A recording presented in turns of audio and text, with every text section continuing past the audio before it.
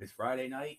It's Strictly Sports. Hello, friends. Daily Flair here with you for another edition of Strictly Sports. I apologize for the delay. We were waiting on Girl MF Michael Fletcher, but unfortunately, he is not joining us this evening after all.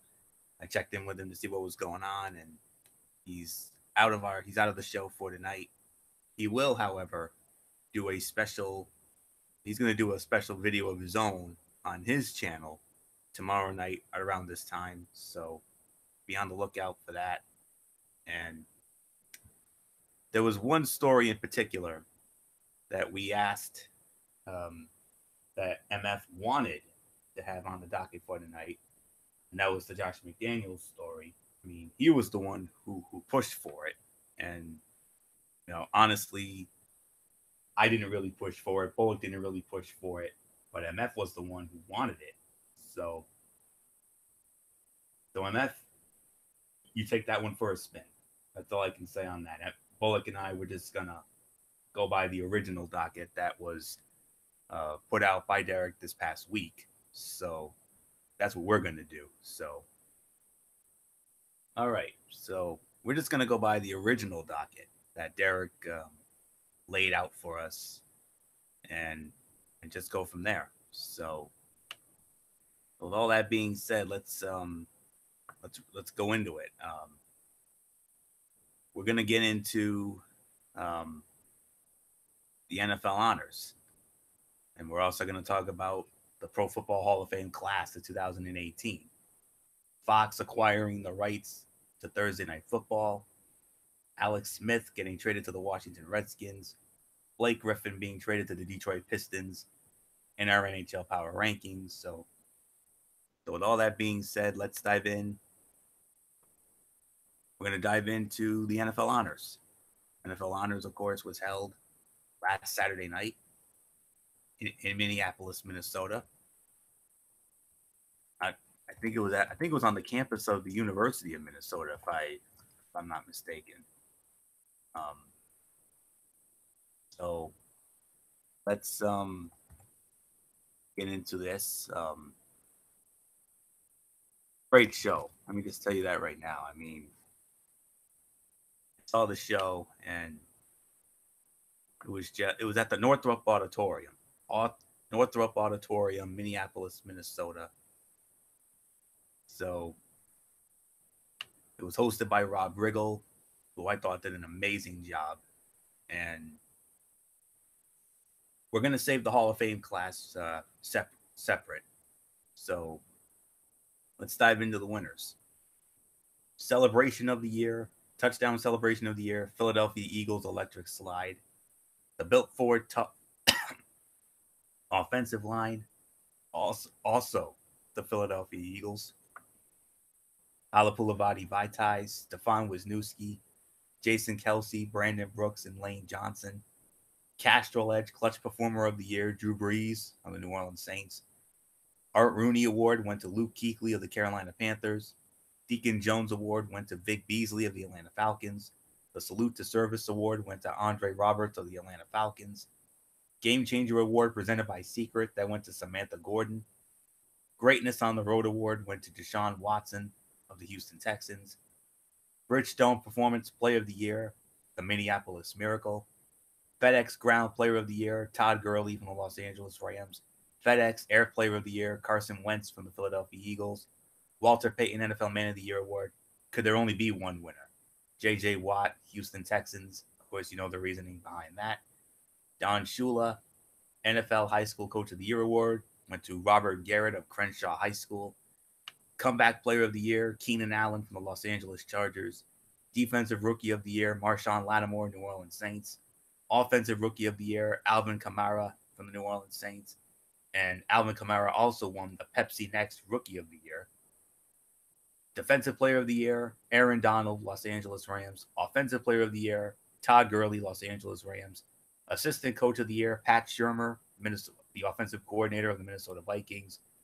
Coach of the Year, Sean McVay, Los Angeles Rams.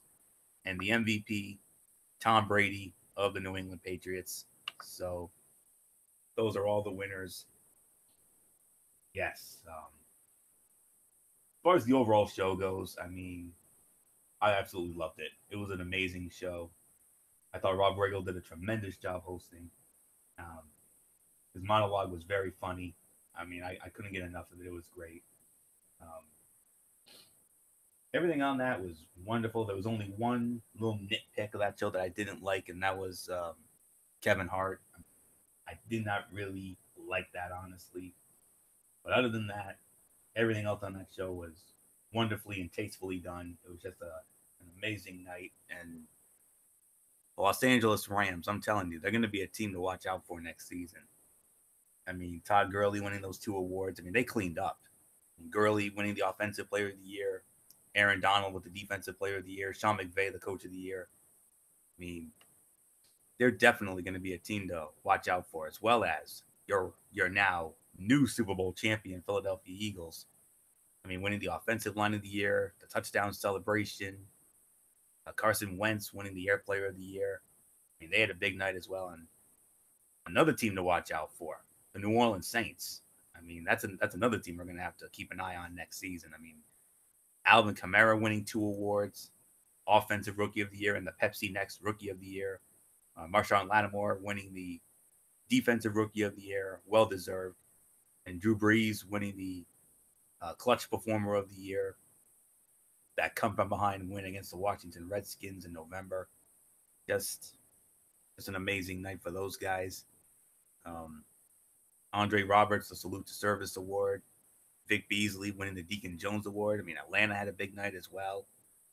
Houston had a good night too. I mean, Deshaun Watson with that great performance against Seattle in that wild and crazy game. J.J. Watt. Was there really no other player who could have won the NFL Man of the Year award? I mean, there was no other choice. I mean, the other two nominees, the other 2 finalists, made very nice cases, but there was no other winner of that award. I mean, there was nobody else other than J.J. Watt who could have won that award. $37 million for hurricane relief.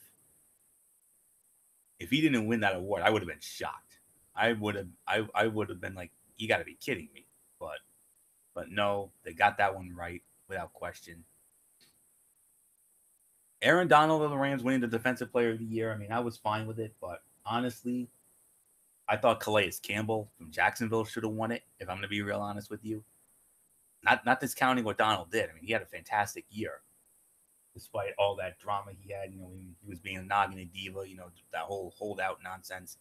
But still, I mean, congrats to him. But I think Calais Campbell should have won it, just saying.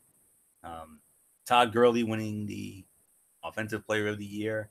I mean, he had a great year. I mean, you could have made a case for Antonio Brown and some others. Tom Brady winning the MVP. I mean, that only seems right. I mean, I think if Carson Wentz didn't get hurt, or if Antonio Brown didn't get hurt, you could have easily made an argument for them, honestly. But Tom Brady was pretty much the only logical choice to win that award. Tremendous year. I mean, 40 is the new 30, as they say. And he had one hell of a year, well over 4,000 yards. He had like 4,500 yards, 32 touchdown passes. I mean, just an amazing year for the New England Patriots. And they stumbled out of the gate a little bit, but then they caught on like they always do. Got all the way to the Super Bowl, nearly won it again, but they came up just a little bit short. Player of the Year, Minneapolis Miracle. Again, was there any other? There was no other There was no other play that was going to top that. I mean, the Minneapolis Miracle. You know what happened? Case Keenum, the 61-yard Hail Mary, if you will, to Stephon Diggs to beat the Saints in that unforgettable divisional game. The greatest ending to an NFL playoff game you will ever see, or I will ever see, unless we see one greater, which I don't think we're going to anytime soon. Now that the season's over, we'll have to wait till September to see if anything like that happens again. So, well done there. Sean McVay, Coach of the Year. Why not? I mean, there was no other. I mean, you could have made an argument for some of the other nominees, like Doug Marrone in Jacksonville, Belichick, Doug Peterson in Philadelphia. You could have made Mike Zimmer in Minnesota. You could have made an argument for any of those guys, but Sean McVay, in my opinion, with what he did with the Rams, youngest coach in the league. He's what he's like 31, 32 years old, somewhere in that area, and he ended up doing that. in just his first year on the job, he turns the Rams from a dud team to all of a sudden a surprise team that came out of nowhere. They go 11-5, win their first division title, 14 years since they were the St. Louis Rams in 2003, but they did lose to Atlanta in the wild card round. I mean, disappointing ending, but they had a great season. And like I said, I think they're gonna be the biggest threat to Philadelphia next year because that NFC is loaded. I mean, I'm telling you this right now. I mean, Philadelphia obviously is the favorite, but we're definitely going to keep an eye on the Rams. I think we definitely need to keep an eye on New Orleans as well, and I'll even throw in Atlanta if I'm going to be real honest. And then in the AFC, of course, the Patriots are still the class, even with all the nonsense going on with them right now. And I mean, I think Houston can get better. I mean, especially with Deshaun Watson. Hopefully, he gets healthy and J.J. Watt gets healthy, and they do that. Then I think they'll be in that conversation next year. And so much to get into, but we'll get into that, when the time is right. I don't know much about the high school coach of the year, but congratulations to Robert Garrett. Luke Kuechly winning the Rooney Award. That was a good choice. I mean, he's definitely a good sport. Offensive line of the year going to Philly. I mean, why not? I mean, they had a great offensive year. I mean, they were loaded on both sides of the ball. And that's why they deserve to be where they are right now, winning the Super Bowl, their first ever Super Bowl, and the electric slide winning celebration of the year. I'm not really getting into that. So that's pretty much it. So congratulations to all the winners. Great show. Very much enjoyed it. And I'll be honest, I'm not really into award shows, but that's one of two award shows that I can honestly sit through the entire show and not be bored. The other one, of course, being the ESPY Awards. We'll have to wait till July for that. But man alive, I love the NFL honors, and I'm already looking forward to next year's show, which will be somewhere in Atlanta. So congrats to all the winners. Great show. Well done. Tastefully done.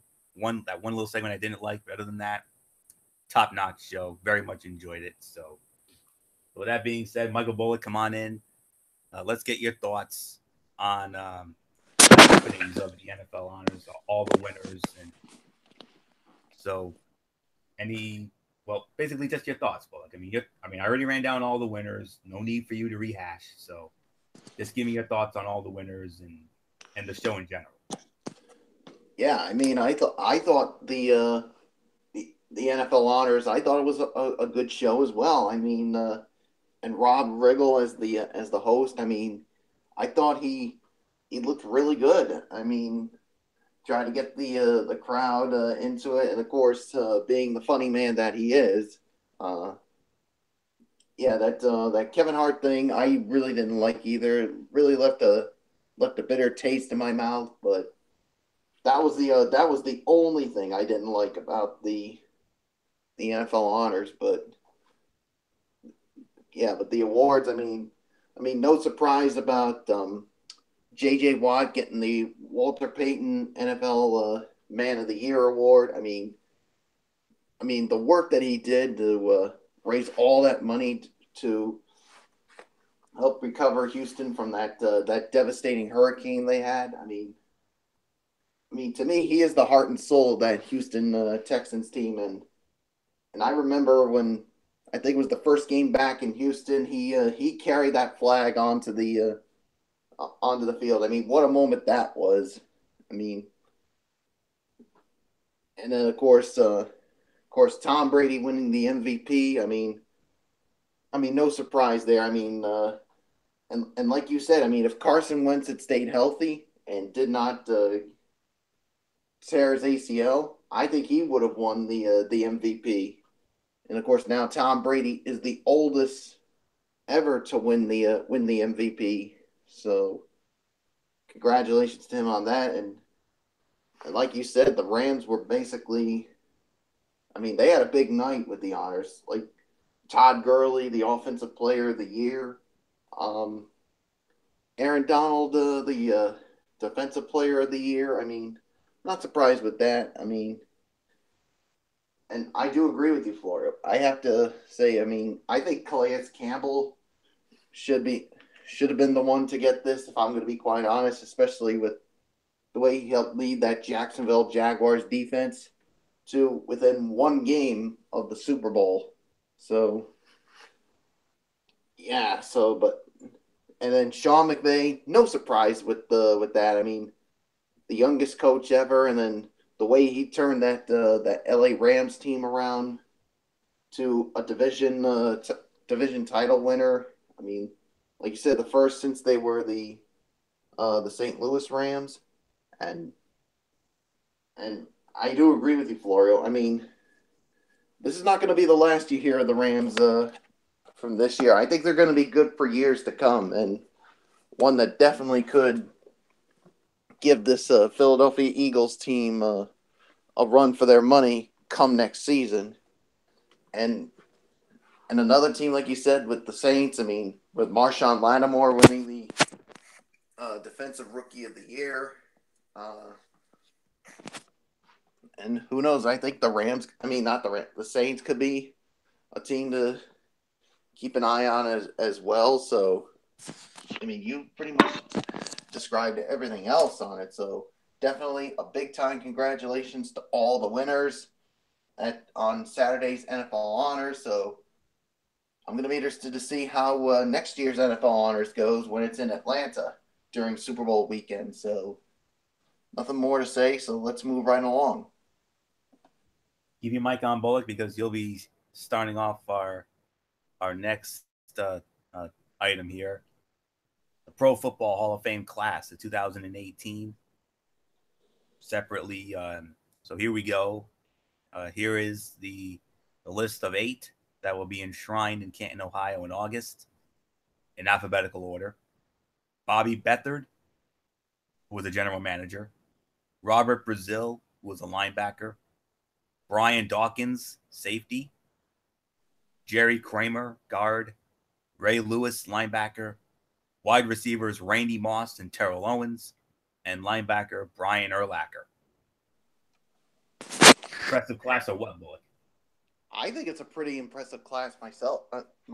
I mean, you take a look at all the the names. I mean, like you said, Ray Lewis. I mean, was the heart and soul of that defense for the Baltimore Ravens. Of course, a 2-time Super Bowl champion. He's been Defensive Player of the Year, and especially with the way he went out as a Super Bowl champion, winning Super Bowl 47. And of course, Brian Urlacher was one of the key players of that Chicago Bears defense. Of course, led the Chicago Bears to an appearance in Super Bowl 41. Of course, losing to the Colts in that one.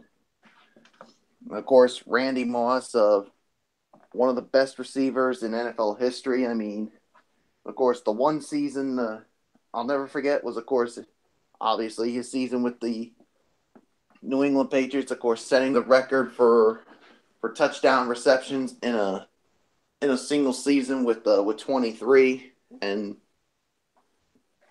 yeah, it could have been a Super Bowl champion if you pretty much know the rest of that story. So, and of course Terrell Owens. I mean, yeah, say what you want about Terrell Owens. I mean, he could be a nog and a diva, and I stand corrected. He was a nog and a diva, but what he did on that football field, and the one thing that really impressed me was Super Bowl 39. I mean, remember when he came back from that leg injury, a broken leg and a sprained ankle? I mean, many people thought that there was no way he was going to play in that game, but not only did he play, but he was a factor. I mean, with some of the moves he made, I mean, it looked like the injury never really affected him in the game. So, yeah, I mean, Brian Dawkins, of course, one of the leaders of that Eagles defense. Again, that was part of a team that went to the the Super Bowl, of course, Super Bowl 39. And I'll tell you what, he had to be pretty happy with the Eagles winning their first Super Bowl championship in franchise history. Uh, yeah, so yeah, basically, I mean, yeah, so yeah, congratulations to the entire Hall of Fame class of 2018. And all I can say is I definitely can't wait for that night in August when they get their gold jackets and their statues and take their rightful place in the Pro Football Hall of Fame. So, and that's a night I'm definitely looking forward.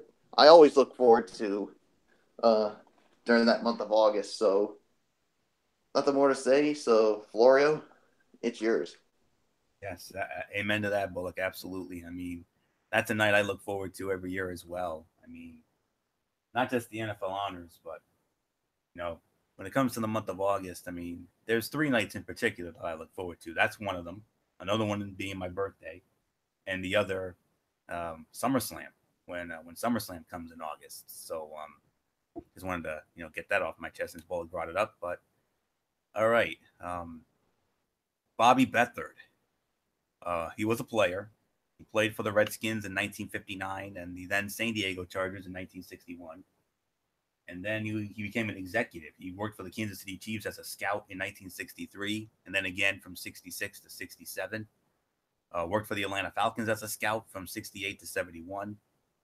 Was the director of player personnel for the Miami Dolphins, 72 to 77. General manager of the Washington Redskins, 78 to 89. Did a lot of great things with that team, and then was also the general manager of the San Diego Chargers from 1990 to through 2000. He won 4 Super Bowl championships as an executive. He won 2 with the Miami Dolphins, 7 and 8, of course, including the perfect season in 1972. Um, Led the Redskins to Super Bowl 17. Yeah, Super Bowl 17 when they beat the Miami Dolphins, which was the final game of that tournament. They had that big tournament back in 1982, that strike shortened season, where the season was cut drastically from 16 games to only 9. And then the last one was Super Bowl 22. Doug Williams and Timmy Smith when they led the Redskins to that destruction of the Broncos, 42 to 10. 3 AFC championships with the Dolphins in 72 and 73, and then also with the Chargers in 94 when the Chargers made their surprise run to Super Bowl 29 before getting blown away by the Niners. Won 3 NFC championships, all with the Redskins, 82, 83, and 87. And, well, 83 did not go well because they lost in the Super Bowl. They got beat down by the then LA Raiders, 38 to 9. Was voted was part of the list of 80 greatest Redskins, and of course now Pro Football Hall of Fame in 2018. So those were pretty much his highlights, and I think he was one of those senior committee votes. Robert Brazil was nicknamed Dr. Doom. He played for the Houston Oilers. That's the only team he ever played for, from 1975 to 1984. 7-time Pro Bowler from 76 to 82. 5-time first team All-Pro, 76 to 80. 1981 second team All-Pro. Defensive Rookie of the Year in 1975. And a member of the NFL 1970s All-Decade team. He had 13 career interceptions for a total of 201 yards. So he goes into the Pro Football Hall of Fame, and congratulations to Dr. Doom. Brian Dawkins, like Bullock said, one of the heart and souls of that Philadelphia defense. He actually got a ring, Bullock. You don't know this, but he actually works for the Eagles right now. He's an executive of football operations for player development. So technically, he will be getting a ring. So with the Eagles Super Bowl win. He played for the Philadelphia Eagles from 1996 to 2008, and then was also with the Denver Broncos from 2009 to 2011. He started working with them last year. This was just his second year as executive of football operations for player development for the Eagles. 9-time Pro Bowler, 5-time first team All-Pro, second team All-Pro in 99, Was a member of the All-Decade team in 2000s. Philadelphia Eagles Hall of Fame. His number 20 has been retired by the Eagles. Second team All-American in 95 and a first team All-ACC in 1995 out of Clemson. Of course, Super Bowl champion as an administrator. 1,131 career tackles, 26 sacks, 37 interceptions, 36 forced fumbles, 3 touchdowns. Without question, one of the greatest safeties of all time. Without a doubt, deserves to be in there. Jerry Kramer played with the Green Bay Packers from 1958 to 1968, offensive guard. 2-time Super Bowl champion. Of course, they won the first 2 Super Bowls, as you know. 5 NFL championships, 61, 62, and then 65 to 67.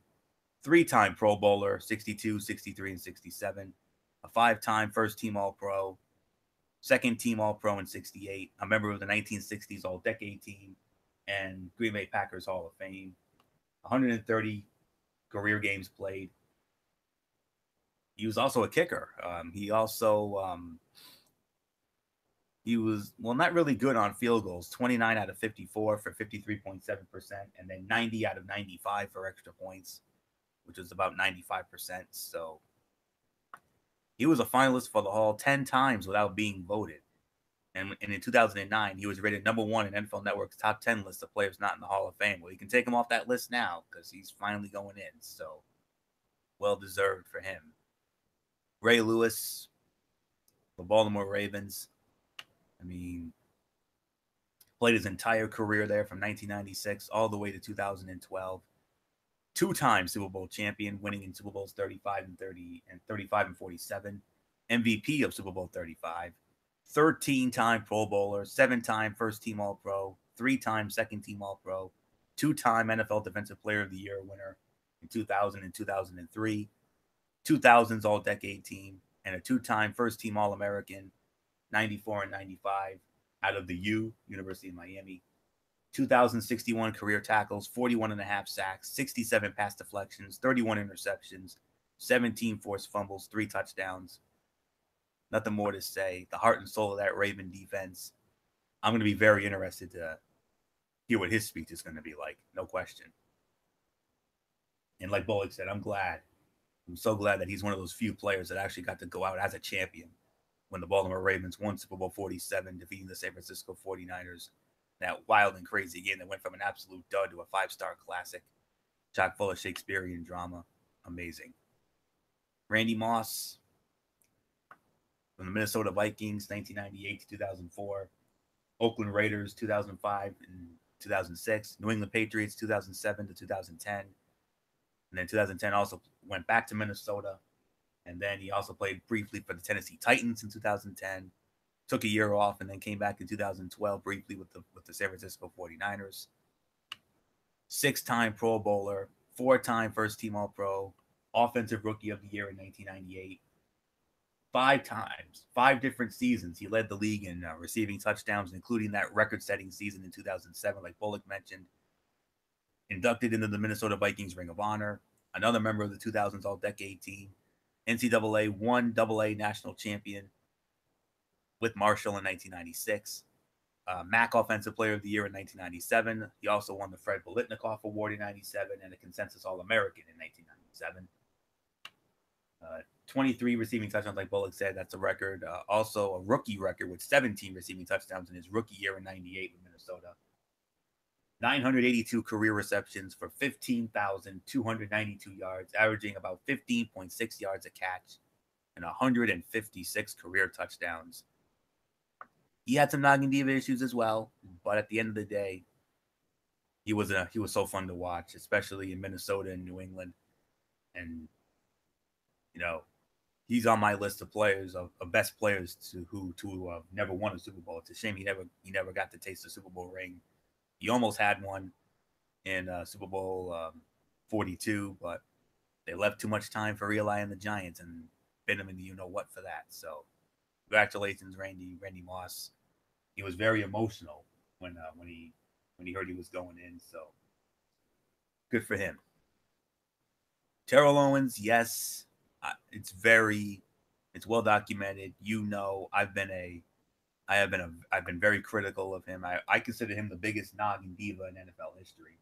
No question about that. I mean, yeah, there were some others, but there was nobody that was worse than him. Let's not kid ourselves.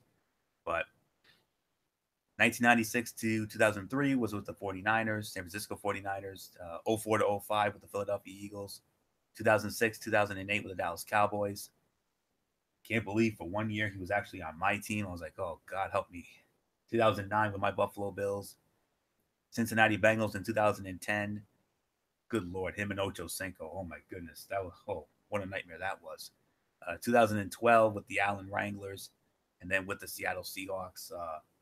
But he was on the offseason and practice squad.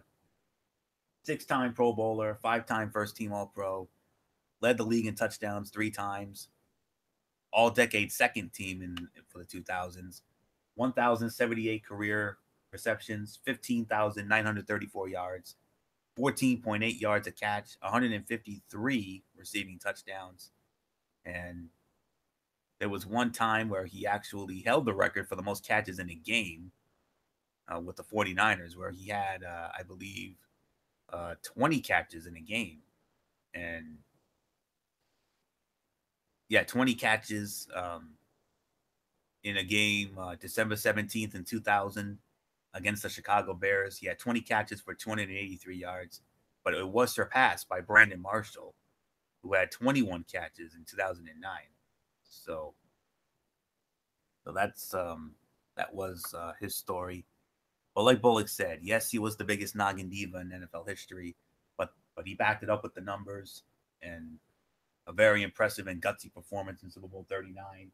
The Eagles on that bum ankle had over 100 yards, as I recall. He can get like 120 something yards that game with like 8 or 9 catches.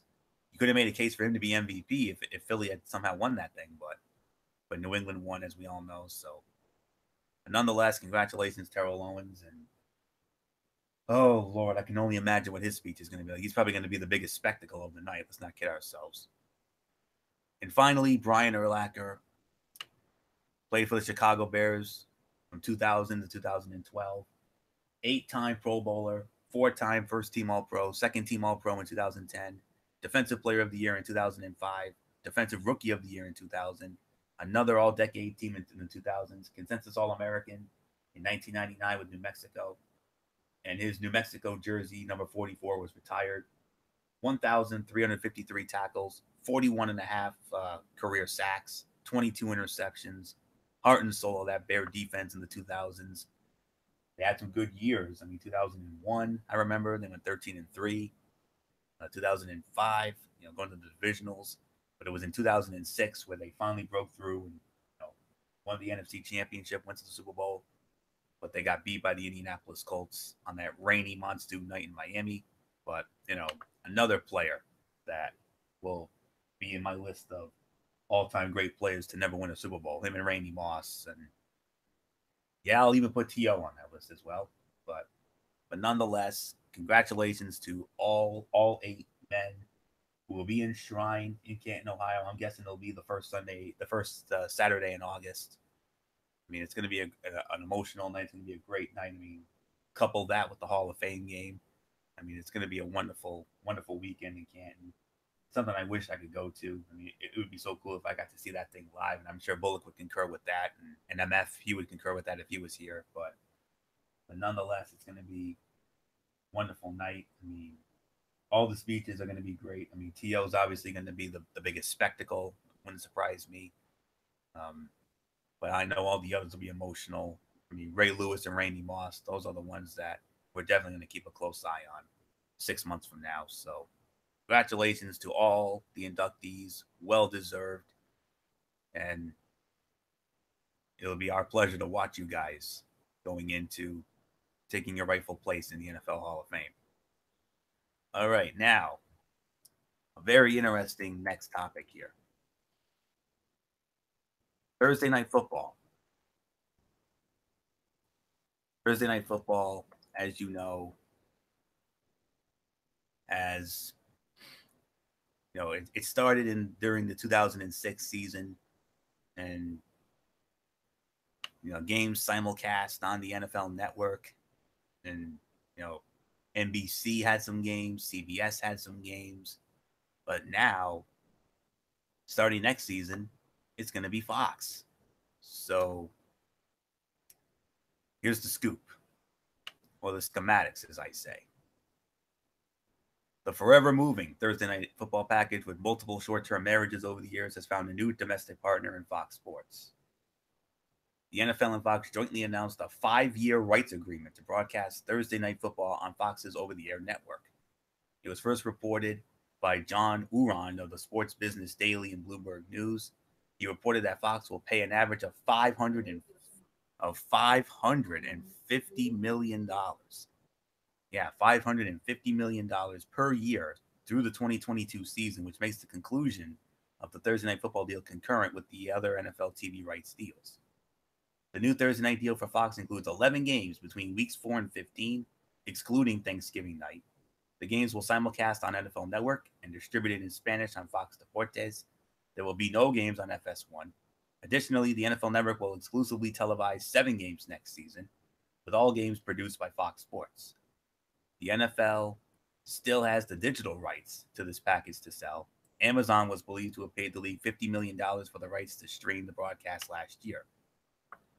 Unlike the previous deals, the NFL is not requiring Fox to use its top NFL broadcast and production team.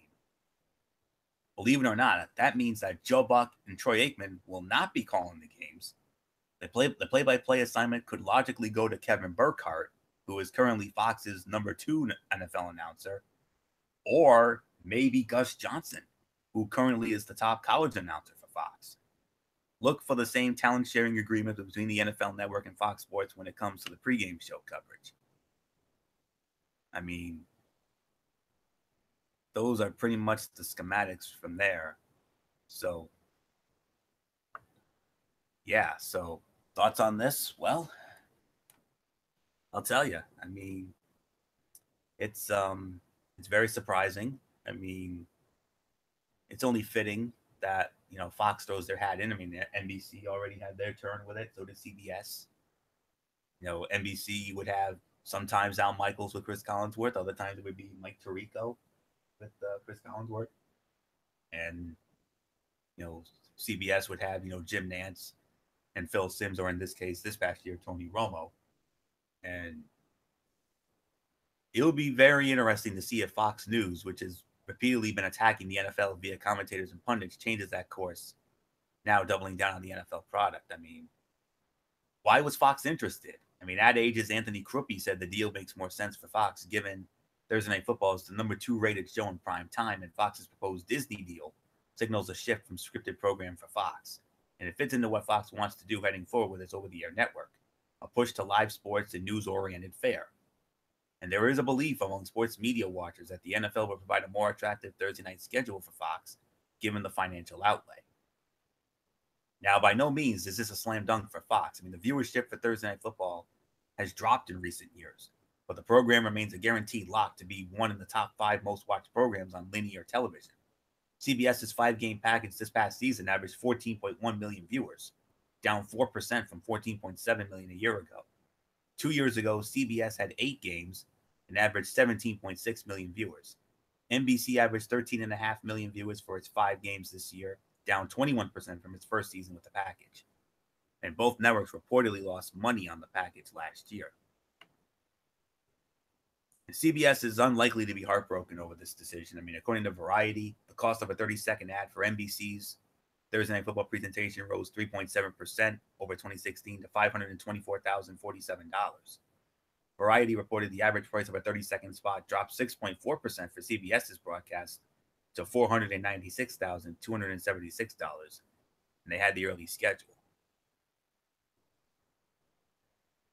And it will be very interesting, and it's also going to be interesting to see how they're going to do now that we know that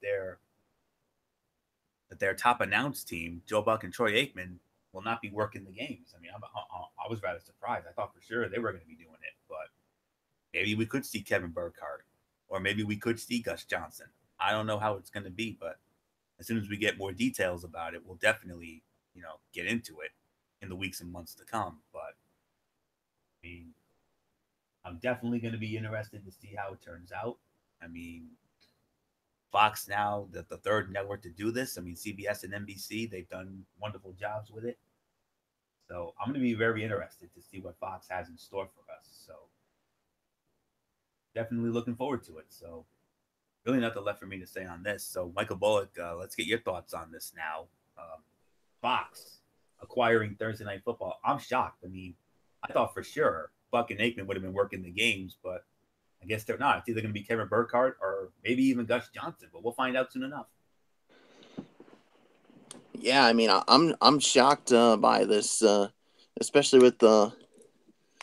It's not going to be the A team, Joe Buck and Troy Aikman doing the games on Thursday nights, but then again, maybe they have other commitments on Thursday nights during the season. Maybe to get ready for some of the big games they do on Sundays. So, but yeah, you're right. I think it's going to be either Kevin Burkhardt, Charles Davis doing the game, or yeah, I mean, I'd like to see Gus Johnson doing it. I mean, heck, he does college football. I mean, why can't he even do a little NFL action? I mean, add a little excitement to the Thursday night spotlight, especially with it being on NFL Network and Fox. So, yeah, I mean, I like the run from when it was, of course, NFL Network and CBS or NFL Network and NBC, but yeah, I guess it's now Fox's turn to do this. So I really can't wait for the 2018 season to see how it all plays out. So yeah, I mean, there's really nothing more to add to it. So let's just move right along. And keep your mic on, Bullock. You're going to be getting into our next story, and that is Alex Smith. Alex Smith traded to the Washington Redskins. Whoa. Just give me a moment while I while I try to look up the deal here. I mean, unreal. I mean, I honestly, none of us saw this coming. I mean, it just came out of nowhere, you know. As I mean, after that great year he had with the Kansas City Chiefs, I mean, okay. Um,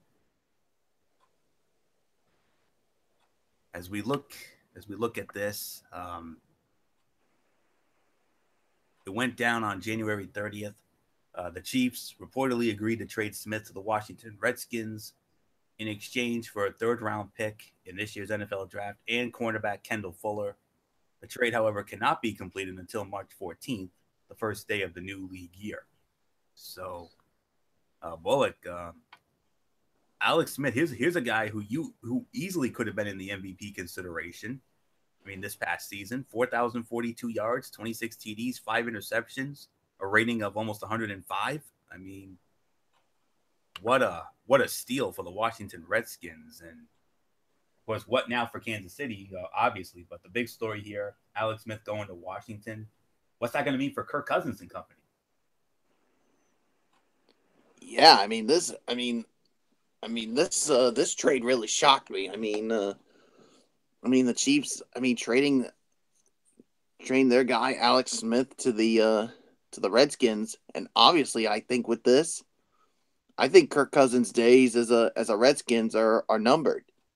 I mean, I think he's good as gone. So, I mean, I don't. I mean, it doesn't make sense to keep both Alex Smith and Kirk Cousins. So, I think Kirk's going to be the odd man out. So, yeah, I mean, I think it's going to be interesting to see how Alex Smith can adapt to the Redskins. I mean, can he bring them that same kind of spark that he did with the Kansas City Chiefs? I mean,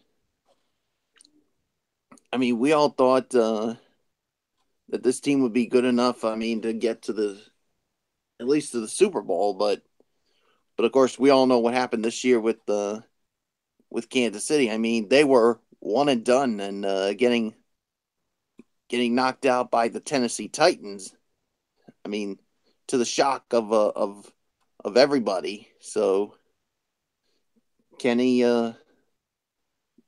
help lead way for the and make this offense better?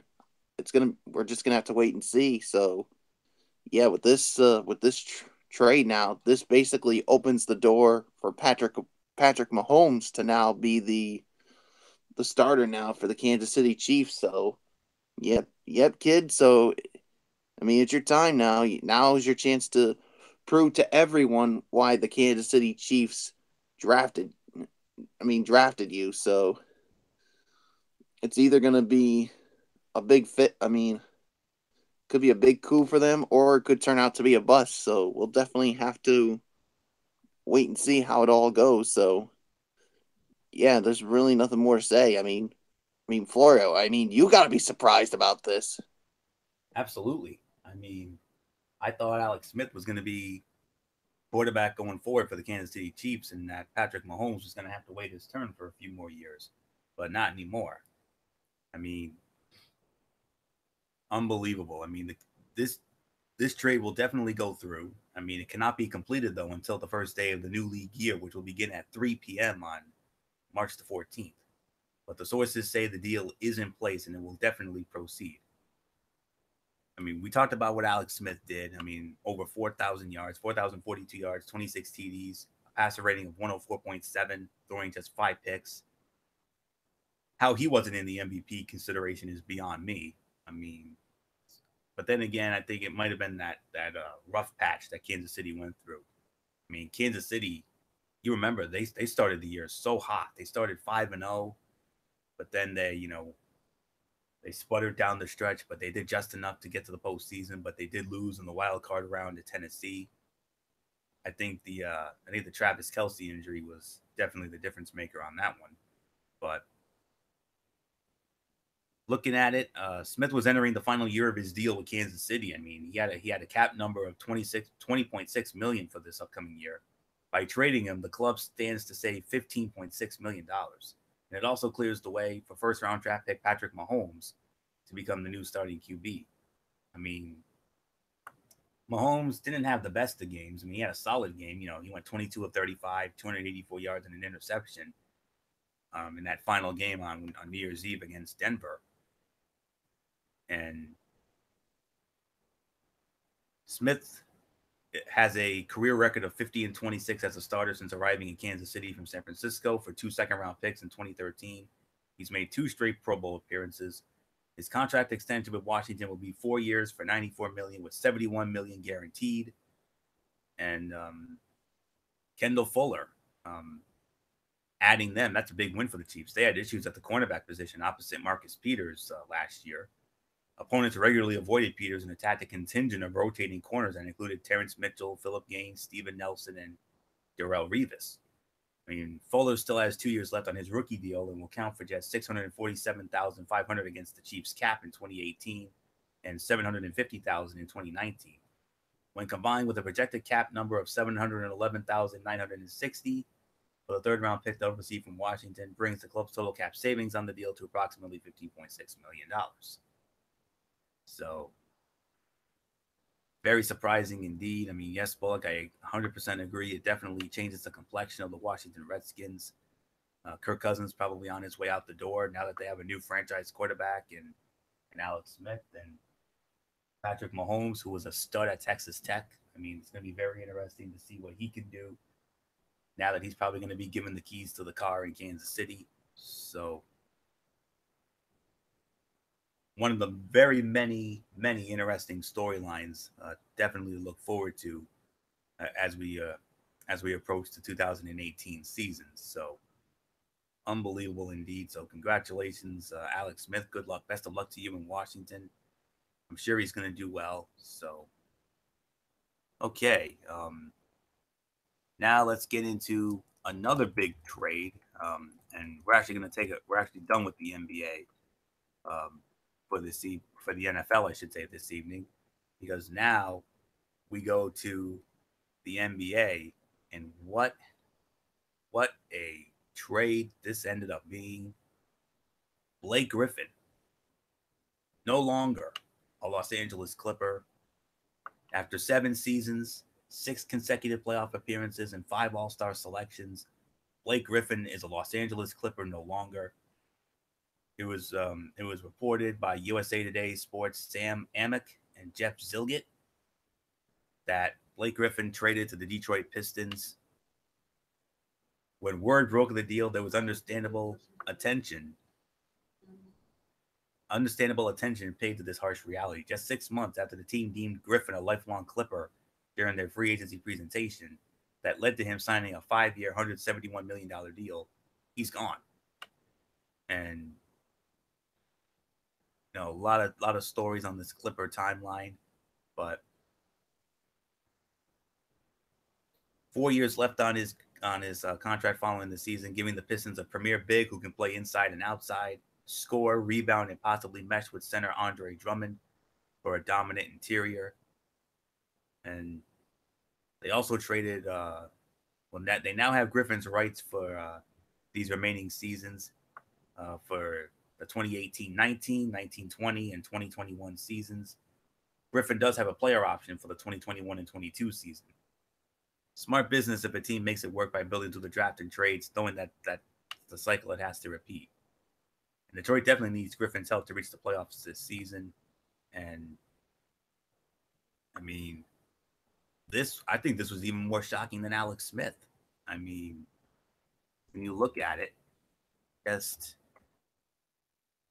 blew me away. I'm like, man, I thought he was going to be a Clipper for life, but not anymore. I mean, yeah, he had injuries. I get that. But January 29th, he was alongside Willie Reed and Bryce Johnson, traded to the Detroit Pistons in exchange for Avery Bradley, Tobias Harris, Boban Marjanovic, a future projected first-round draft pick, and a future second-round draft pick. And 3 days later, about a week ago, he made his debut for the Pistons, recording 24 points, 10 rebounds, and 5 assists in a 104-102 win over the Memphis Grizzlies.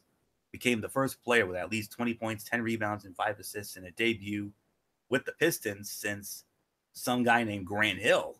Oh, how about that? Who I heard was pretty good. He had 25, 10 rebounds, and 5 assists in 94. So that's the story. Blake Griffin now a Detroit Piston, and from what MF was telling us, I know MF had some news about that, and he said that they've actually been playing very well since coming over to Detroit. I mean, I'm looking at the standings right now, and the Pistons are a 500 team right now, and they could definitely make a run for the postseason if all goes well. I mean, looking at the playoff picture right now, Detroit is just under that Mendoza line, which is the 8th spot. They currently trail the Philadelphia 76ers by 1 game for that last spot in the Eastern Conference. So that's definitely something to keep an eye on. But I mean, I know there was a lot of drama with Blake Griffin and the Clippers, and I mean, just surprised. I mean, I thought for sure he was gonna be a Clipper for life. I did not see this trade coming. I mean, his former team currently sits in the number 7 spot in the West. I mean, they're tied with Denver for those last 2 spots in the West. So it's going to be very interesting to see how they progress going forward. I mean, just blew my mind away.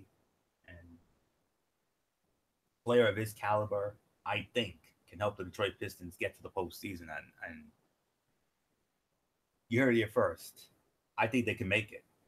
Because I know MF said that they were playing very well. I think they were undefeated at one point. I think they won their first few games with him, but they did lose their last one. So they're a 500 team now. They're just a game behind Philadelphia for that final spot in the East. So I think they can make it. I really do. I mean, him and Drummond, I think that's a good duo right there. So yeah, big, very huge trade indeed. So That's all I can say there. So I'm shocked, very shocked. So Michael Bullock, Blake Griffin going to the Detroit Pistons. I mean, who saw that coming? I certainly didn't. I know you probably didn't either. Yeah, I didn't see this coming either. I mean, I thought for sure that Blake Griffin was going to remain a Clipper, but obviously, I mean, there probably was some issues there between the two of them, and obviously the Clippers felt like maybe this was time to move on from Blake Griffin and trading him to the Detroit Pistons. And I'll tell you this right now, I think Detroit really has become a playoff team now. I mean, and I think you can get them there. I mean, I'm not saying they're going to win it all, but at least they'll be in the first round. I mean, whether they win that first round, that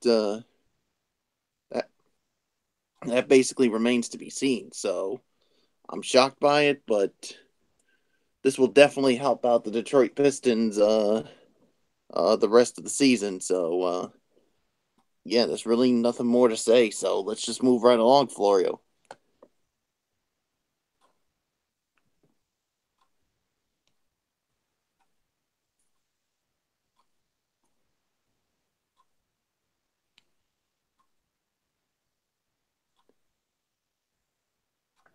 Florio, you there?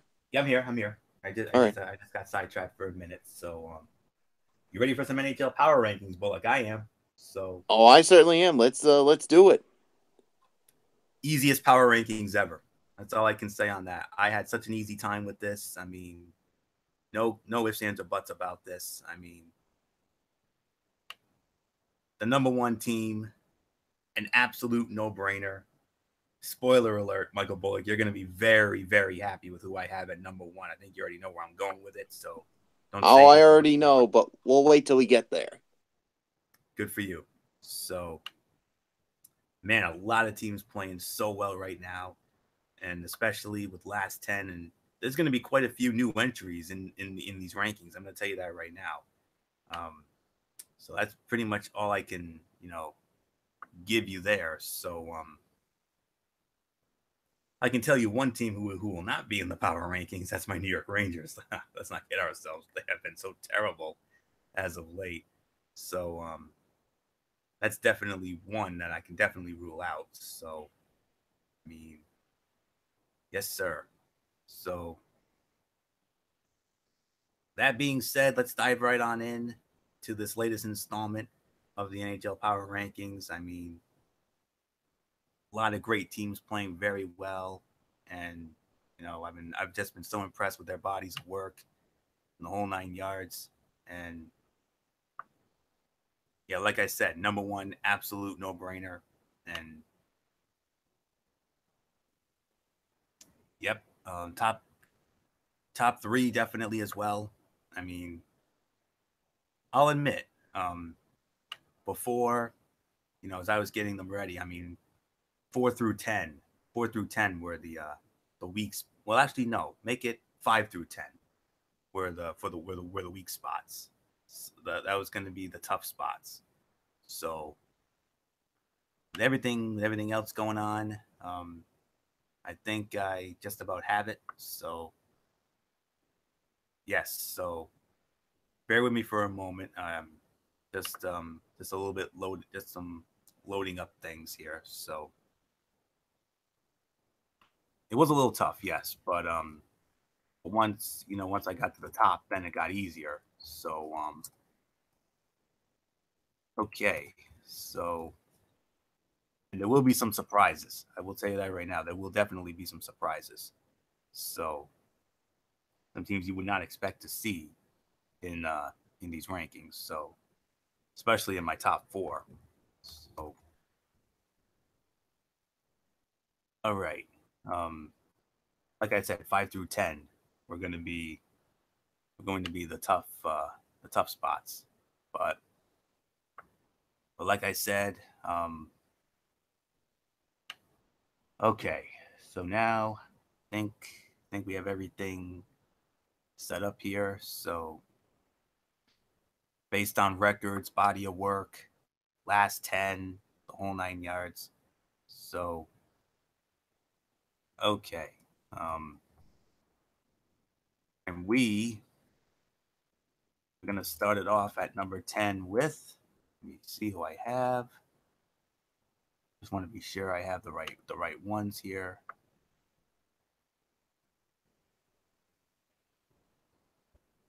Like I said, there will be some shockers here, so bear with us. Maybe not the easiest, but it was the easiest top four.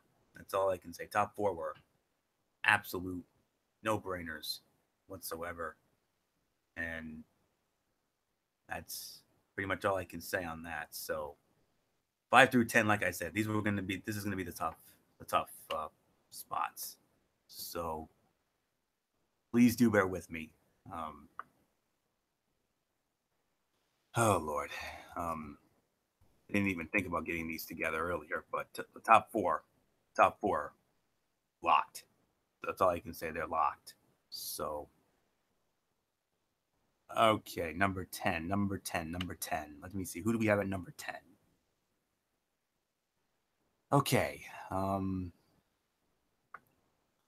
no problem here. So, 4, 5, 6, 7, 8, 9, 10. Okay.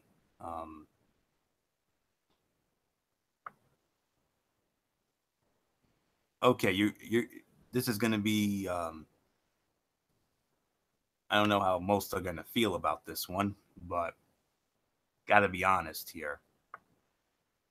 Starting at number 10 is going to be, actually, I have a tie at number 10. The Winnipeg Jets and the Minnesota Wild. Winnipeg Jets and the Minnesota Wild are both 6-2-2 in their last 10 games. Both lost their last game. So let's start with the Winnipeg Jets, who have been one of the biggest surprises in the NHL this year. Second in power play percentage, fifth for goal scoring, sixth in goals against, ninth in penalty kill percentage. They're also 10th in the penalty minutes. So let's go over the Winnipeg Jets resume here.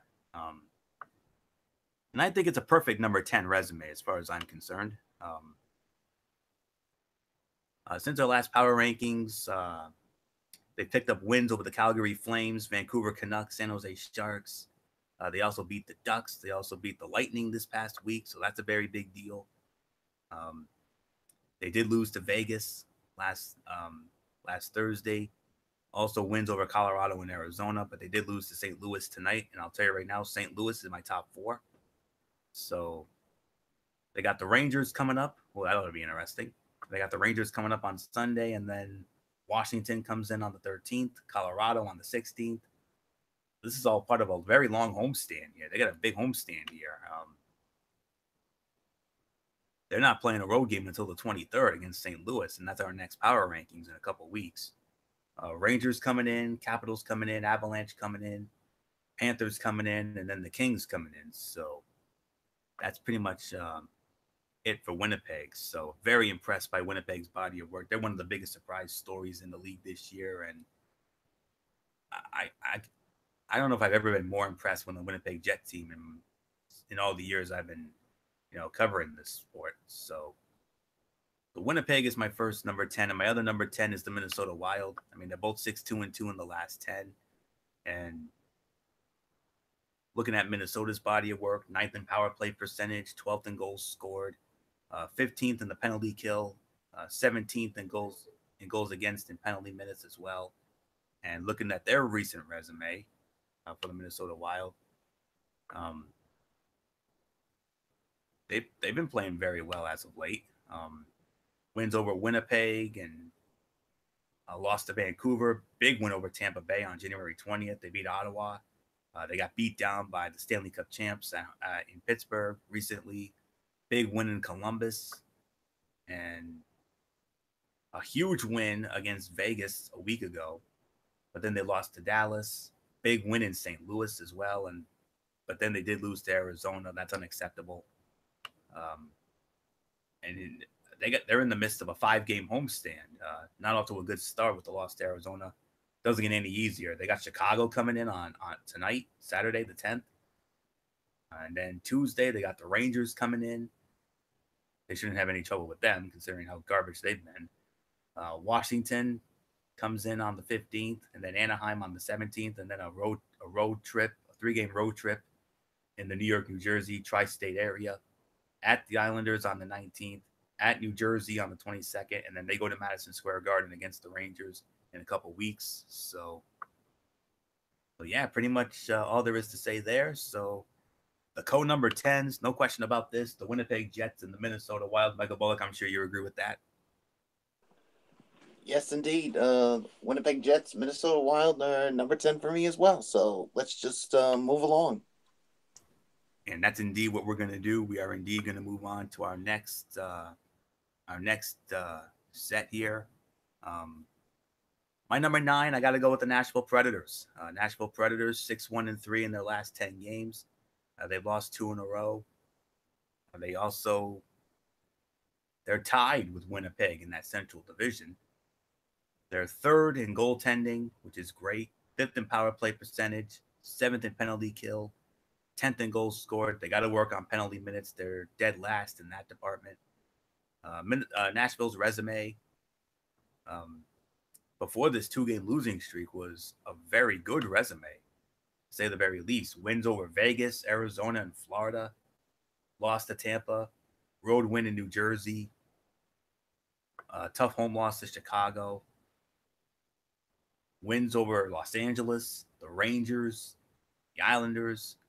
But then they've lost their last 2 against the Maple Leafs and the Senators. They're at Montreal Saturday, tomorrow, and then they're gonna have a 4-game homestand as well. Another long homestand. Theme of these rankings: long homestands.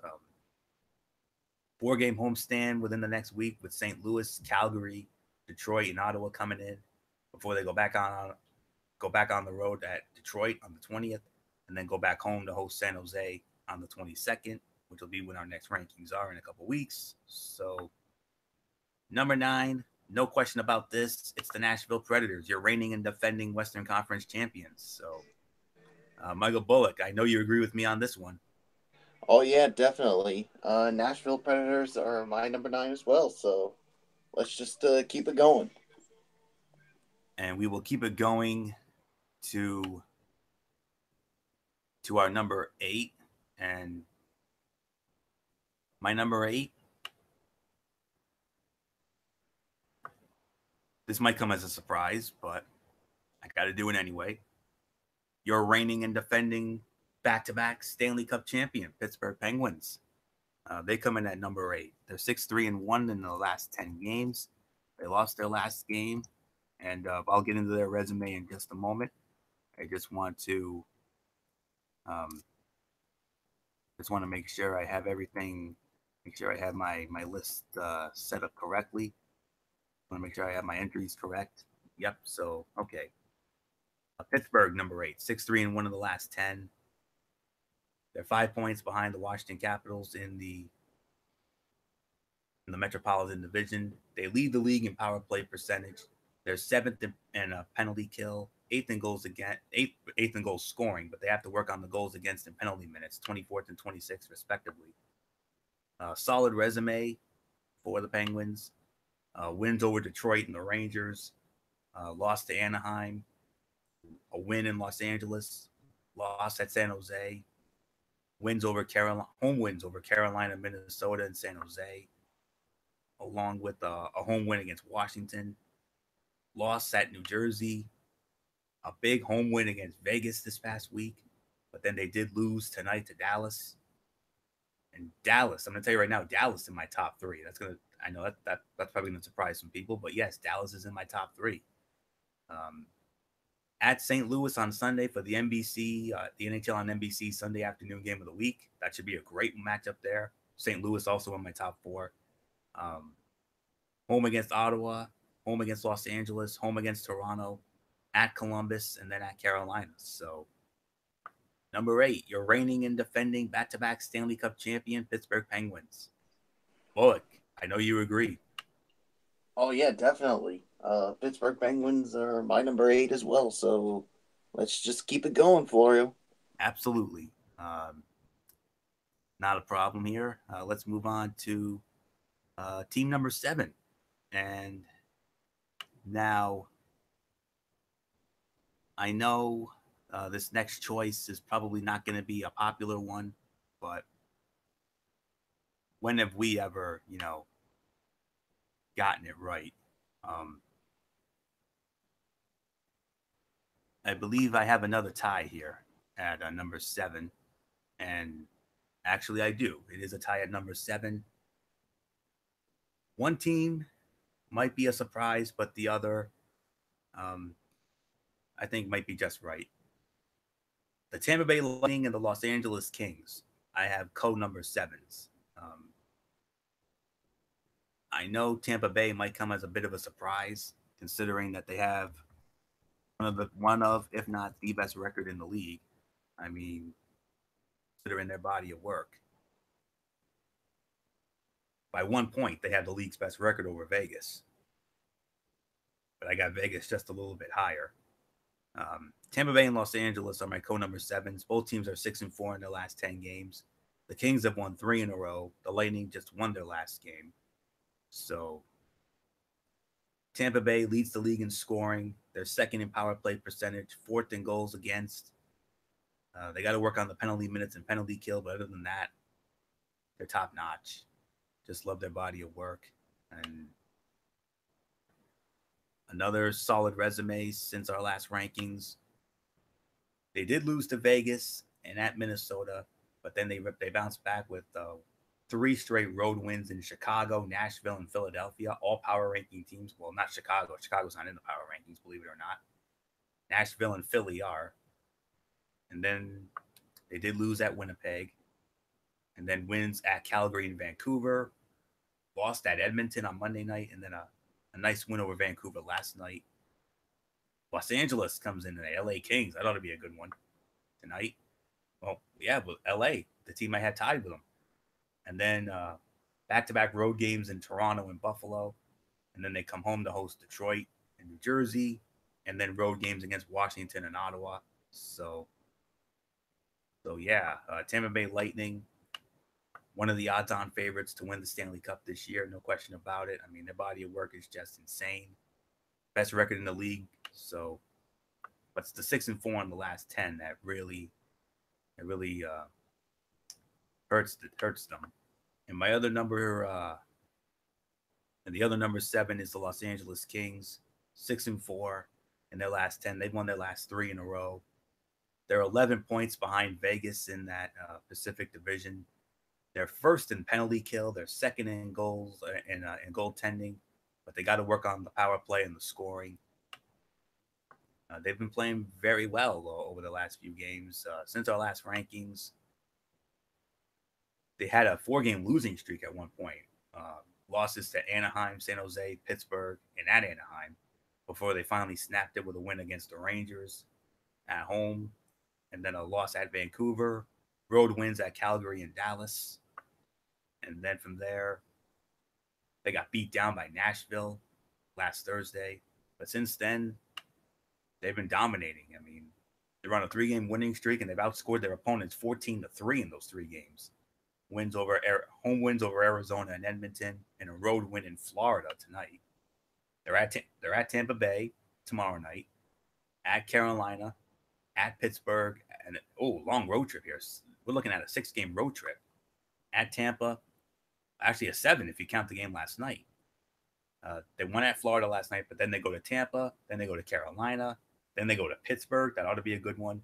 At Buffalo, at Chicago, at Winnipeg, and then they finally come home on the 22nd to host Dallas. And that should be it before our next rankings in 2 weeks. So, no doubt about this. Tampa Bay Lightning, Los Angeles Kings, number 7s in these rankings. Michael Bullock, I know you concur.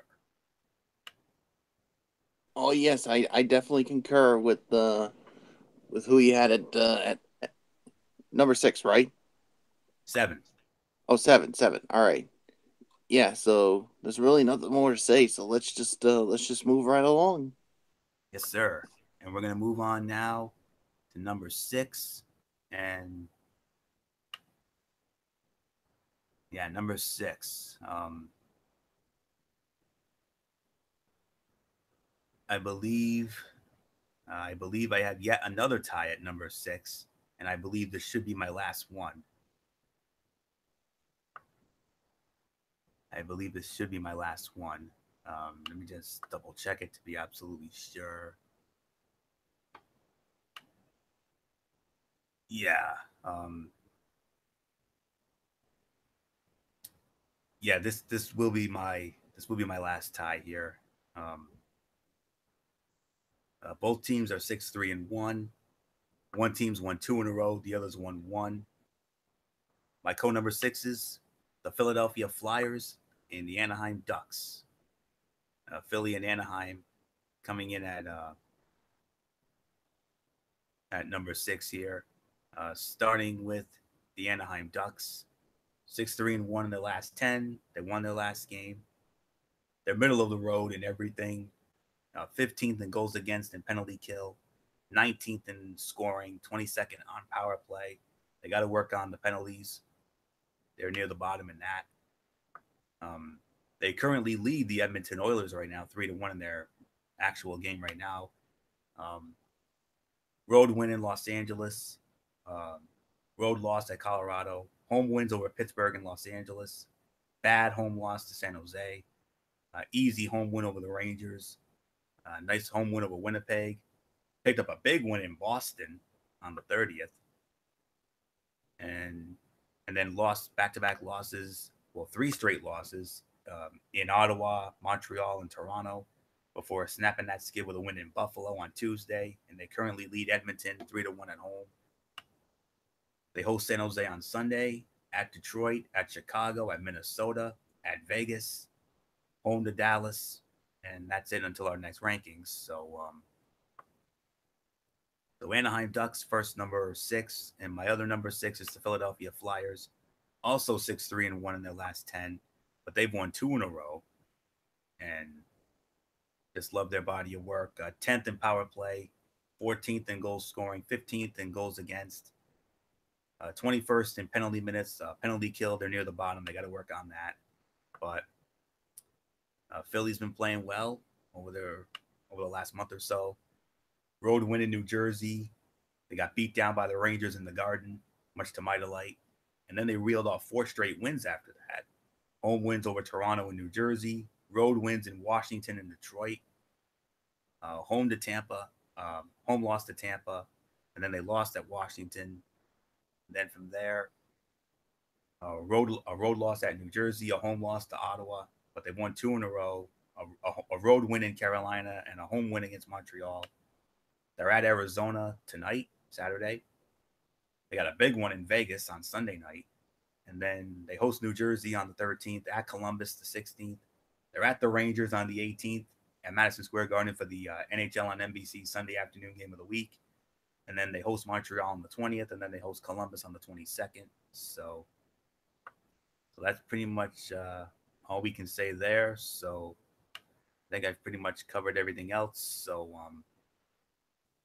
Philadelphia Flyers and Anaheim Ducks are number 6. So, Bullock, I know that's going to be an agreement on your end, I'm sure. Yeah, Philadelphia Flyers and Anaheim Ducks are my number 6 as well. So let's just continue on. Now we go to the top 5, and I do have one honorable mention when it comes to these rankings. It's a team that, no, you know what? The heck with it. I'm gonna do one more tie here, and I swear to God, I swear this is the last one. I was initially gonna leave this team out, but their body of work, I think they've done just enough to get it. So, code number 5s. I swear this is the last one. The top 4 are individual top 4s from here on in. Code number 5s, the Vegas Golden Knights and the Washington Capitals. Those are who I have in my top, in my number 5 position. Vegas 6-3-1 in their last 10. They won their last game. Second best record in the NHL, 36-14-4, 76 points. They're second in goals scoring, third in penalty minutes, eighth in goals against, 10th in both power play and penalty kill. The biggest surprise in the NHL this year, and a team that I think can go all the way and win it all, if I'm going to be real honest. Since our last rankings, a bad home loss to Edmonton, a tough loss at Nashville, big road win in Tampa, a bad loss in Florida, and then a road win in Carolina, a home win over Columbus, bad loss to the Islanders, a nice win over Calgary, and then a big win in Winnipeg, a bad loss at Minnesota, big win in Washington on Super Bowl Sunday, tough loss at Pittsburgh on Tuesday, but then a big win last night over San Jose in the Shark Tank. They host Philadelphia. They got a homestand here, seven game homestand until our next power rankings. They're going to have Philadelphia, Chicago, Edmonton, Montreal, Anaheim, Calgary, and Vancouver all coming in for the next couple of weeks. Their next road game won't be until the 26th when they go to Staples Center against the Los Angeles Kings as part of a back-to-back against LA, and then LA comes to their place the following night. So the biggest surprise in the league this year, and a team that I'm absolutely rooting for, since my Rangers are pretty much done, unless they prove me different. Yeah, they got a nice win tonight against Calgary, but aside from the Rangers, I'm really rooting for Vegas. I'm all in on the Golden Knights, no doubt about it. And my other number 5 is the Washington Capitals. They're 5-3-2 in their last 10, but they won 2 in a row. They're also a first place team. Their body of work's been solid recently. I think they should be considered 10th in goals scoring, 13th in goals against in power play. They got to work on the penalty kill and the penalty minutes altogether. Solid resume for them as well. It started shaky though. They were in the midst of a 3-game losing streak. Losses at New Jersey and then home losses to Montreal and Philadelphia. But then they bounced back with a road win in Florida, a home win over Philadelphia. And from there, give me a moment. Okay. Bad loss at Pittsburgh, and then a tough loss to Vegas on Super Bowl Sunday. But they've won 2 in a row, both against the Columbus Blue Jackets, in Columbus on Tuesday, and then a home win tonight. They got the Detroit Red Wings coming in Sunday. And then they have a 4-game road trip in Winnipeg, Minnesota, Chicago, and Buffalo before a home game against Tampa Bay. And then they'll go back out on the road against Florida on the 22nd, and then that's it. So there you have it.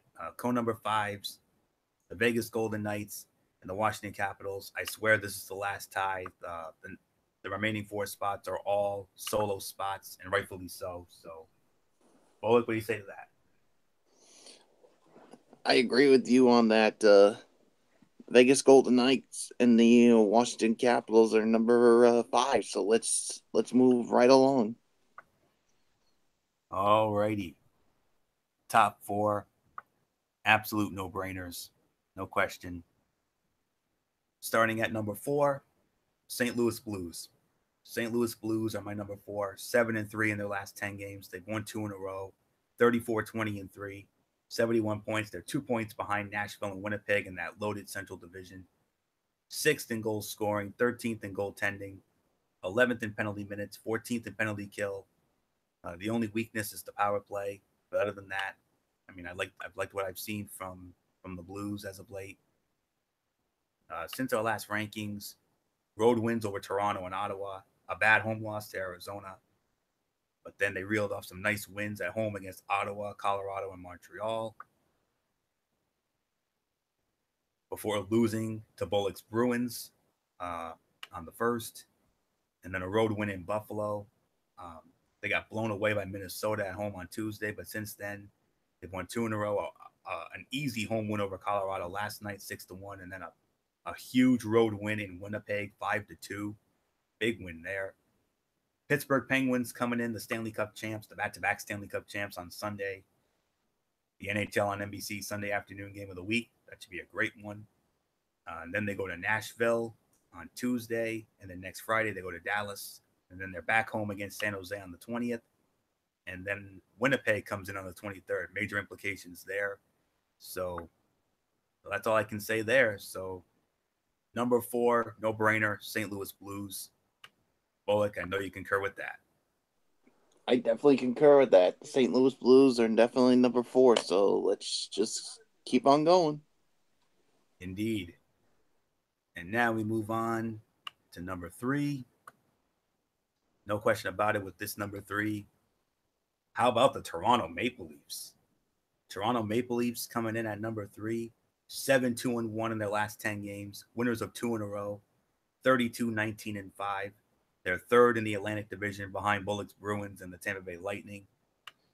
Fourth in goals scoring, fifth in penalty minutes, sixth in penalty kill, 14th in power play percentage. They got to work on goaltending. They're 17th, but Austin Matthews and his crew, man, oh man, have they been playing very well as of late. Since our last rankings, started slow.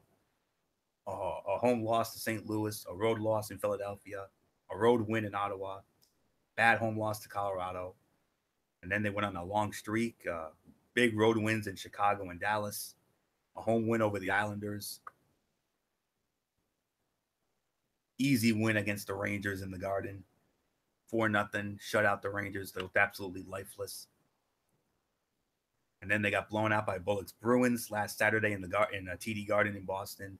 But since then, they bounced back with two nice home wins against 2 power ranking teams, Anaheim and Nashville. So Ottawa comes in tonight. A 3-game homestand. Well, actually, it's a 5-game homestand. So far, so good. They're 2 for 2. 3 more games on the homestand. Ottawa comes in tonight, and then Tampa Bay comes in Monday, and then Columbus comes in Wednesday. And then they're back out on the road next Saturday, the 17th, against the Stanley Cup champion Penguins. And then they're at Detroit at Little Caesars Arena. And then another long home, and then a 3-game homestand with Florida and the Islanders coming in on Tuesday the 20th and Thursday the 22nd. And then Saturday the 24th, a huge one against Bullock's Bruins. That ought to be a good one. So yeah, that's pretty much all I can say there. I mean, Austin Matthews and company really looking good. I'm loving the body of work. So this could be a dark horse in the Eastern Conference. I said that after last year, and so far they're making me look like a genius here. So nothing more to say on this. So number 3, Toronto Maple Leafs. Bullock, got to be an agreement here, I'm sure. Yep, definitely. Toronto Maple Leafs number 3. So let's move on to number 2. And number 2, how about the Dallas Stars? Dallas Stars coming in at number 2, 7-2-1 in their last 10 games, winners of 5 in a row. They're 4th in goals scoring, 4th in goals against, I should say. 4th in goaltending. They're 7th in goals scoring, still solid. 10th in penalty kill, solid 16th in power play, but they got to work on the penalties. They're near the bottom in that department. They're 28th. They got to, stay out of the box. Since our last rankings, a bad home loss to Colorado, big road wins in Boston and Detroit, tough loss at Columbus, easy road win in Buffalo, easy home win over Florida. They got blown away by Toronto and Los Angeles at home. But since then, they've won 5 in a row. Road win in Arizona, a nice home win over Minnesota, a hard-fought home win over the Rangers on Monday. They went into Chicago and beat the Blackhawks last night 4-2. And then tonight, they beat the Stanley Cup champions at home in a shootout. So well done, Dallas. 5 in a row. In the midst of a 3-game homestand, they got Vancouver coming in on Sunday. And then they're off all the way until next Friday when St. Louis comes in. Ooh, huge game there. Big-time game there. And then they're at San Jose on the 8th. And then a 3-game West Coast road trip at San Jose, Anaheim, and Los Angeles until our next rankings. Unbelievable. Really nothing more to say. I'm so impressed with this team's body of work. So, number 2, the Dallas Stars. Bullock, I'm sure you agree. And I'm going to let you, and before you tell me who your number 2 is, I'm going to let you know right now. I'm going to let you do the honors. Gee, who could our number 1 team be, Bullock? And I'm sure you're going to be any more delighted. Yeah, I I agree with the number two, and I could definitely concur with that. And ladies and gentlemen, the number one team in the NHL power rankings, which I mean, it's still hard to believe, but it is true. My team, the Boston Bruins. Amen. I mean, what can you say about this? This Boston Bruins team? I mean, they've been one of, if not the hottest team in the NHL. I mean, for the Bruins, basically, they started the season by going 6-7-4-1, but ever since then, I mean, they've only produced one regulation loss since December 14th. In the last 23 games, how about this? Get this, Florio, a record of 18-1-4. My goodness. Unbelievable. I don't think anybody saw this coming in. And now they may be on the verge of having the best record in the NHL. And if you were to ask me going into the season that the Boston Bruins could be on the verge of having the best record in the NHL, I would have said you're nuts. No way. Yeah, and of course, tonight,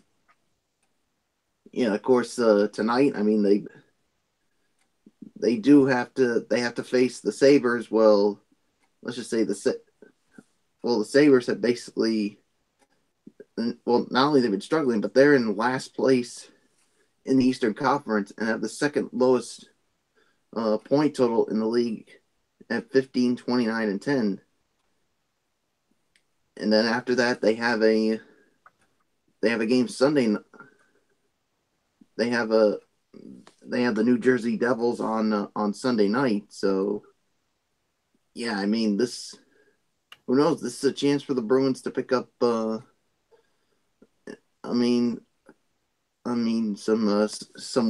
couple more wins here in the.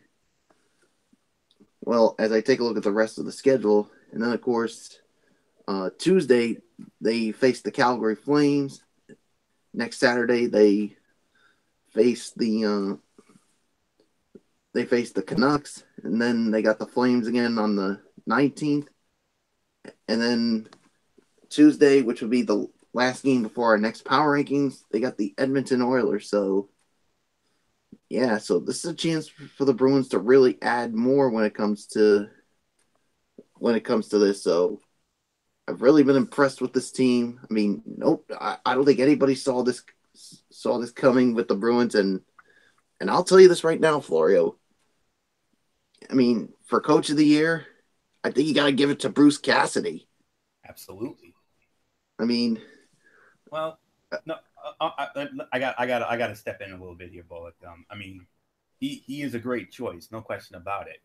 But there are two other let me correct myself. One of the choices to be the Coach of the Year. Will he win it? Yes. Maybe, maybe not. But we'll just have to wait and see. That's right. So, with that being said, number one, Boston Bruins. Florio, take us home. Will do. But before I do, if we're going to talk Coach of the Year, Bruce Cassidy is definitely a choice without question. But if I'm going to be real honest, the Coach of the Year for me right now is Gerard Gallant of the Vegas Golden Knights. He should be the Coach of the Year. Who would have thought the Vegas Golden Knights would be in their expansion year? And who knows, if they keep doing what they're doing, they could be the first team to win the Stanley Cup in their first year as a franchise since the Colorado Avalanche in 1996. And I think they got the firepower on the team to do it. I really do. But we'll get into that, further down the road. But Bruce Cassidy definitely should be in there. Gallant in there. Of course, you should also consider John Cooper in Tampa Bay for what he's doing, and Mike Babcock in Toronto. I really like what he's been doing with them. So, but nonetheless, we're talking about the Boston Bruins. They are the number one team. Easy, no question about it. There's no other resume that fits better right now. 9-1 in their last 10 games, winners of 4 in a row.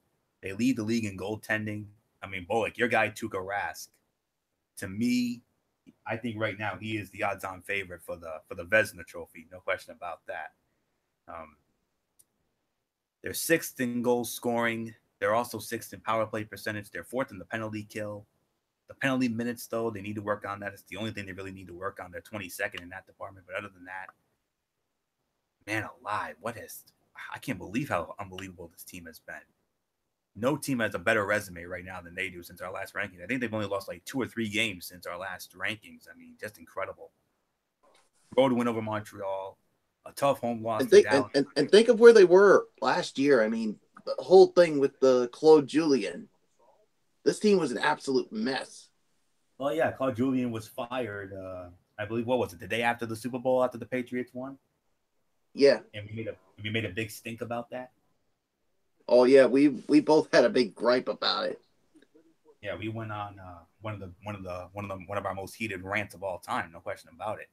But look what the Bruins have done. I mean, aside from only 2 losses since our last rankings, both at home, one to the Dallas Stars on January 15th and the other to the Anaheim Ducks on January 30th. Other than that, they have beaten, get this lineup, at Montreal, at home against Montreal, at the Islanders, at Montreal, home to New Jersey, at Ottawa. And so far in the month of February, they're 4-0. Home wins over St. Louis and Toronto. And then Tuesday, they went into Detroit, beat the Red Wings at Little Caesars Arena 3-2. But what really put it over the top for me was on Wednesday night when your boys, Bullock, oh my goodness, you want to talk about kicking the door down and making themselves at home. That is exactly what they did in Madison Square Garden on Wednesday night when they absolutely positively destroyed the New York Rangers to the tune of a 6-1 beatdown. Zdeno Chara, Riley Nash, 2 goals for Patrice Bergeron, Tim Schaller with a goal, Sean Curley with a goal. It was Anton Khudobin who was the starting goalie, not Tuukka Rask, but he had a solid night anyway. But just an absolute mugging of the Rangers in Madison Square Garden. That's what put it over the top for me, in all honesty. You got an easy one tonight against Buffalo coming in. That should be an easy win. And then they will get tested against New Jersey on Sunday. And then the Calgary Flames come into town on the 13th at TD Garden. And then from there, a 5-game road trip, including 4 in Canada, at Vancouver, at Calgary, at Edmonton. The Edmonton game is the last one before our next rankings, but they have 2 other road games at Toronto and at Buffalo. The next home game will not be until the 27th, the end of the month, when they host the Carolina Hurricanes. So, third best record in the NHL altogether. Tampa Bay has the best at 77. Then you got Vegas at 76, and right behind Bullock with 74, your Bruins. Who would have thought your Bruins would have the third best record in the entire NHL? They're just 3 points out of the President's Trophy, which they did win in, I believe it was the 2013-2014 season. So they know what it's like to have the best record. And this is a team you do not want to face in the playoffs. I'll tell you that right now. I mean, honestly, I thought Tampa Bay was going to run away with it in the East. But, hey, Tampa, you got another guest coming to dinner. They're the Boston Bruins. No question about that. But also watch out for the Washington Capitals. Of course, watch out for Pittsburgh. Watch out for Toronto. That's all I can say on that. Watch out for those teams in the East. And in the West right now, I got to lean towards Vegas. And I really like what I see with Vegas. So we got a lot. We still have plenty more. We still got like 30 games or so. We got another like couple of months or so, like another 2 months of gameplay left before we start one of the most exciting times of the year, the Stanley Cup playoffs. And we're going to be all over that. Trust me. So cannot wait for that time. One of my favorite times of the year. So exciting. So, all right, that'll do it for that. So that's it. So Strictly Sports for this week is in the books. We want to thank you all so very much for tuning in. So Michael Bullock, come on in. Let's get your let's get your quick shout outs, and then I'll do mine, and then I'll set up the future content. All right. Of course, thank you so very much for tuning in for another edition of Strictly Sports, and of course, a big shout out to all of our great fans out there who continue to support all of our shows. We thank you so very much for tuning in. Of course, shout outs to all of our super fans out there. You guys know who you are. To all of our friends from our high school days, you guys know who you are. Of course, to Michael Fletcher, who couldn't be with us tonight. Of course, to the Grand Poobah, Derek Ferreira. Of course, to all of our local personalities from 6, 10, and 12. Of course, our personalities from MLB Network, NFL Network, ESPN, Fox Sports, NBA TV, NHL Network, all the other sports networks out there. Of course, our friends from the Road Show. Of course, Will Gilbert, the former co-host Mary Larson and Megan Mooney. Of course, Megan Mooney now a traffic reporter over at Channel 10. And of course, the three current people on the Road Show, Will Gilbert, Brendan Kirby, and Michaela Johnson.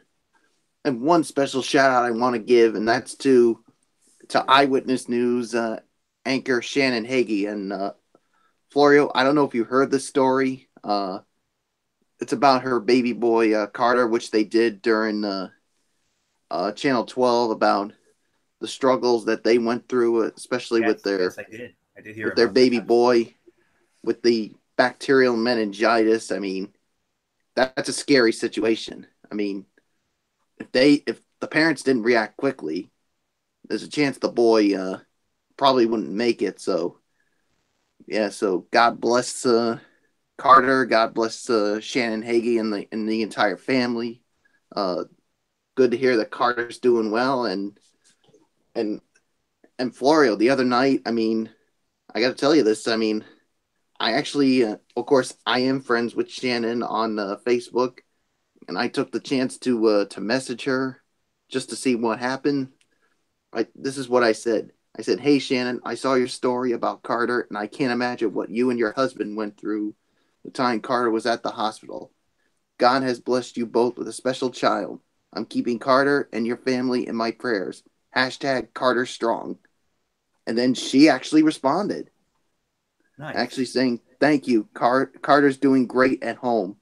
So that's just awesome. And if you people haven't seen that story yet, go to WPRI's YouTube page and definitely check it out. It's worth it. So yeah, so we're definitely thinking of you, Shannon, and hopefully that boy continues to get stronger and stronger. So yeah, there's really nothing more for me to say except that's going to do it for me. So until Monday night for an all-new edition of Ridiculously Raw, this is Mike Bullock saying thank you all so very much for tuning in. And of course, you know the routine, everyone.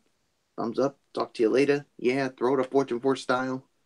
Bye for now, and enjoy your weekend, everyone. So, Florio, take us home. All right, we'll do Bullock.